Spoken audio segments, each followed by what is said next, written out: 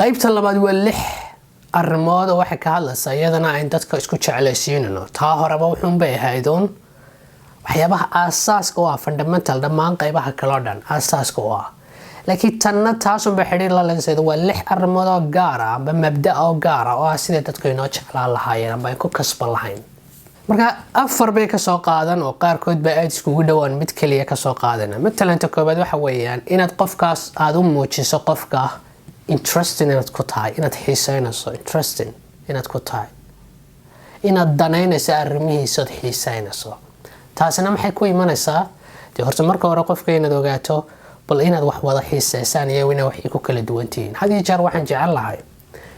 in qof kasta waxa uu daneeyo isagu ku dhex jira laga sheekeeyo oo ka sheekeeyo laakiin taasad ka gudbisa waxa leedahay adigu hogaamiyihii baad wax rabay inuu saameeyo wax kasbadee horta qofkan kale isagu muxuu aad u daneeyaa deetana wixii uu daneynaya wax ka weydiin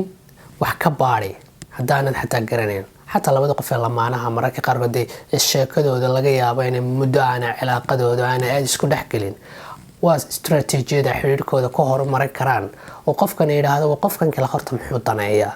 lacala hadaan aqoon badan lahayn waxa wad baari kartaa wax baad ka weydiin kartaa qofka waxa arkaysaa soo hadlayoon oo oraah soo qaadanaya dadka marka arrimahooda kala sheekaysato naftooda ka hadlayso saacado badan bay ku dhageysan karaan ama saacado badan bay ka hadli karaan naftooda xoranaya marka qof la kulanto ugu horreyn horta waa inaad weydiiso talo qofkani muxuu jecel yahay oo aad u daneeyaa oo aad hobbigiisa u daneeyaa marka bay inaad weydiiso mar hadda su'aasha curious ku noqotay oo weydiisay way fududahay marka inaad qofka markaba dhex gashid oo qalbigiisa kasbatid principalada iyo mabaadi'da ku xiga oo mabaadi' runtii aad u fudud oo in badan ay maqalay laakiin ay tahay in ogaanaan ku baraarugsanaano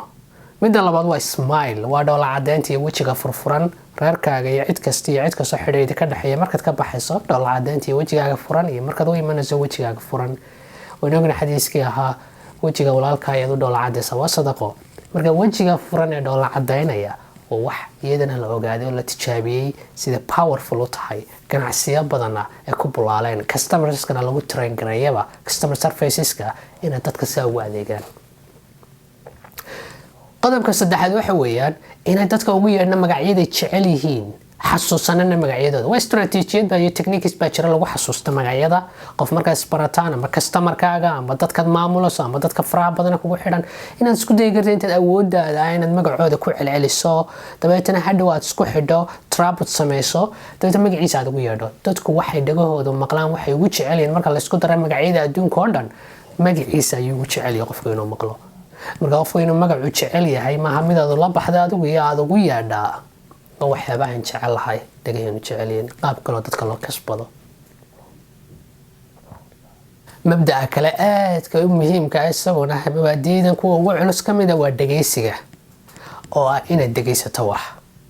mar walba waxaan jecel lahay inaan inagu hadallo la ina dhageysto laakiin haddaad isbarto isku tarangashan qofka dhageysato markaad dhageysanaysidna weliba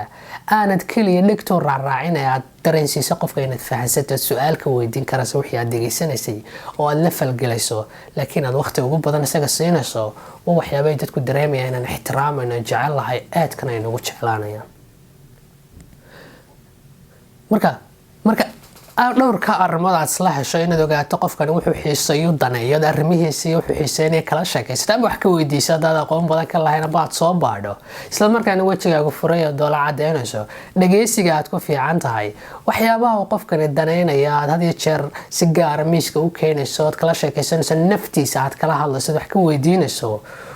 dadku way inoo furmayaan qalbiyada inoo furayaan aad bay inoo dhageysanayaan aad bay inoo jeclaanayaan ixtiraam badan inoo muujinay dareynayaan braidkoodii iyo naftoodii ayaynu ka dhignay markaa mid very important ah inuu dareemo inuu muhiim yahay marka waa qodobo iyo mabaadi'o dadku markaa ay nagu jeclaanayaan